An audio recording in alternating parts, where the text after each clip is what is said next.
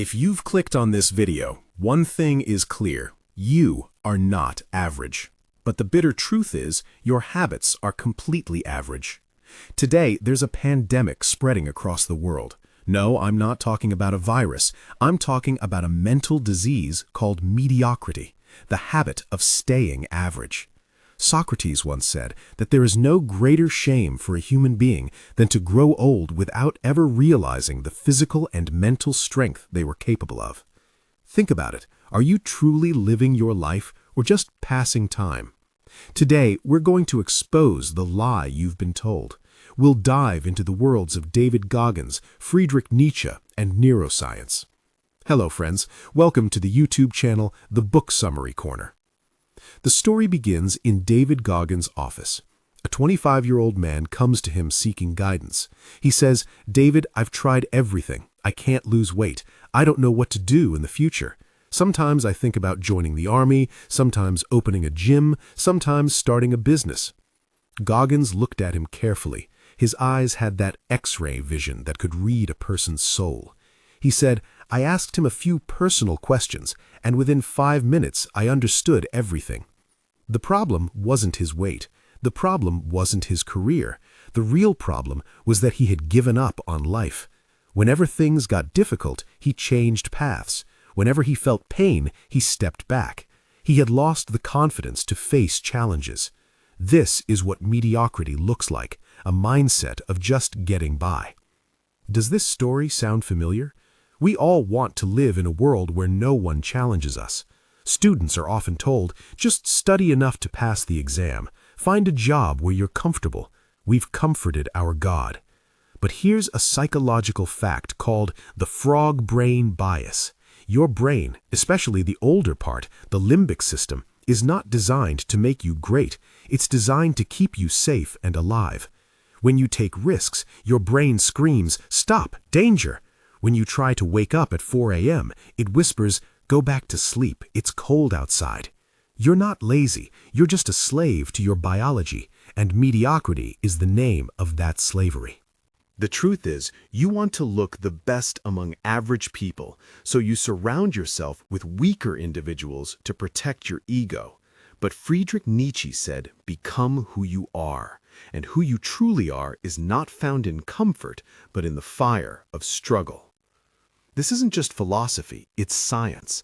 Andrew Huberman discovered that a part of our brain, called the anterior mid-cingulate cortex, is smaller in lazy individuals and larger in athletes and warriors.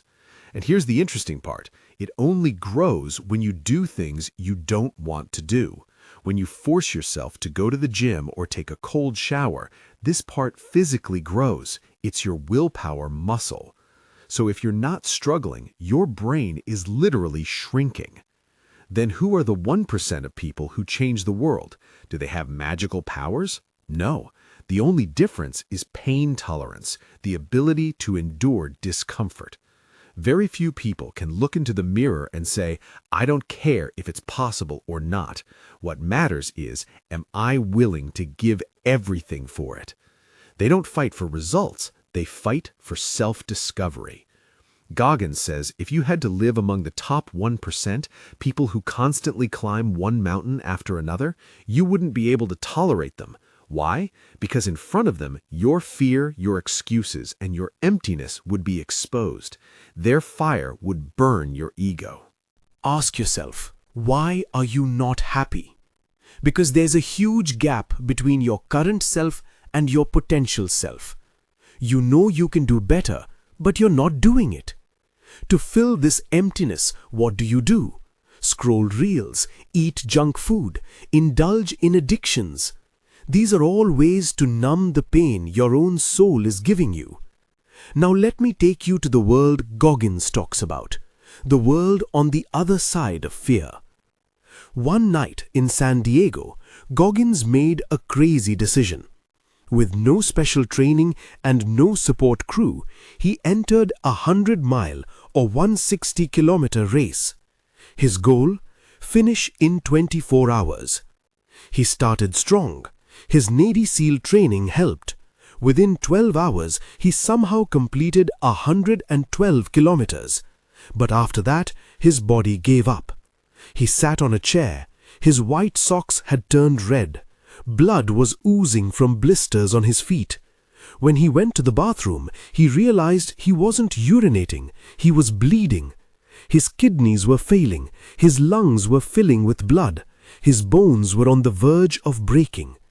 Every logic, every doctor would say, "Stop or you'll die." His mind screamed, "David, why are you here? This is stupid. Why 160 kilometers without training?" This is the moment, the gap where 99.9% of people quit. Goggins tried to reason, "I'm doing this for charity." His mind replied, "Nonsense. I want to inspire people." Lies. You're in pain, just stop.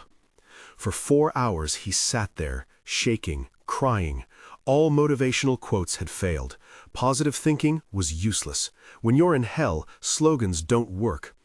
Then, in that dark silence, a voice came from within. No logic, no excuses, just a raw, animal truth. He said to himself, "Because I'm one hard mother effer." That one sentence changed everything. It wasn't motivation, it was an identity shift. Adrenaline surged, the pain was still there, but the person enduring it had changed. He taped his feet, stood up, and started moving again. 113 kilometers, 120, 140, and he finished the race. Goggins later said, "That's when I discovered the 40% rule. When your mind tells you you're done, you've only used 40% of your capacity. The remaining 60% is still in reserve." Marcus Aurelius said, "The obstacle is the way." There's also a deep psychological concept called the pain paradox. The more you run from pain, the more life will hurt you. But if you willingly choose pain, suffering loses its power over you. Your brain doesn't differentiate between imagination and reality. When you call yourself weak, it hates you and wants you to fail. Will you let them win? Sometimes stubbornness and defiance are more powerful than love. Use that. Osho said, "Don't choose pain, but when it comes, embrace it. It purifies you." Khalil Gibran wrote, "Your pain is the breaking of the shell that encloses your understanding." Mediocrity isn't because you lack ability, it's because you treat pain as your enemy. Muscles grow when fibers tear during the last reps. Your mind grows when you read what you don't understand, but keep going. Neuroscience talks about the winner effect. When you complete a difficult task, your brain releases dopamine and testosterone, rewiring itself. Winning becomes a habit, and so does losing. Every time you hit snooze, you train your brain to lose. So how do you break this cycle? Do you think you need motivation? Goggins says, "Motivation is garbage. It burns out like fuel. You need to change your engine. You need to change your identity." People wait for a miracle, for a gift, for something to magically change their mindset. The harsh truth? It will never happen. You must struggle. Visualize not just your dreams, but the pain required to achieve them. Behavioral scientist B.J. Fogg says change comes from tiny habits, but Goggins adds, toughen your mind. Do something every day that you hate. Hate cold showers? Take them daily. Hate reading? Read 10 pages daily. Why? To show your frog brain who's in charge. Even NASA selects astronauts not by success, but how they handle failure. They look for grit, not talent. Now listen carefully. This video is ending, but your battle begins.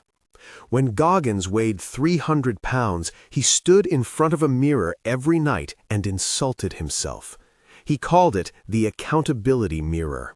He didn't lie to himself. He said, "You're fat, you're lazy, you're wasting your life." You need to do the same tonight. Stop sugarcoating things. Stop fooling yourself in the name of self-love. Real self-love means loving yourself enough to not let yourself stay average. Here are 3 steps to follow from today. the hell yes or no rule. If your goal doesn't scare you, it's too small. Stop playing safe. The 40% push. When you feel exhausted, remember you're only at 40%. Push 5 more minutes. Read 1 more page. That one extra step separates you from the crowd. Kill the victim. My life is unfair. I don't have money. My background is bad. Throw these excuses away. Your problems are yours, and so are the solutions. In the 1960s, scientist John B. Calhoun conducted a terrifying experiment called Universe 25. He created a perfect world for mice, unlimited food, water, no predators, no disease. You'd think they'd thrive. They didn't. They became lazy, aggressive, abandoned their young, and eventually died. Comfort destroyed them. Today, you're living in that same Universe 25. Your sofa, Netflix, and comfort are slowly killing your mind. You can never be happy being average because the human soul craves growth. Comfort leads to death. Struggle gives life. Remember this. One day, everything will end. On your deathbed, 2 people will stand before you, the person you became and the person you could have been. If there's a huge gap between them, that is hell. If they look the same, that is heaven. The choice is yours. Don't like this video yet. Don't subscribe either, unless you're serious. But if you truly have that fire inside you, go to the comment section and mark your presence. Just write your city or state. Let's see where the 1% are hiding. Because average people don't comment, they just scroll. Thank you so much.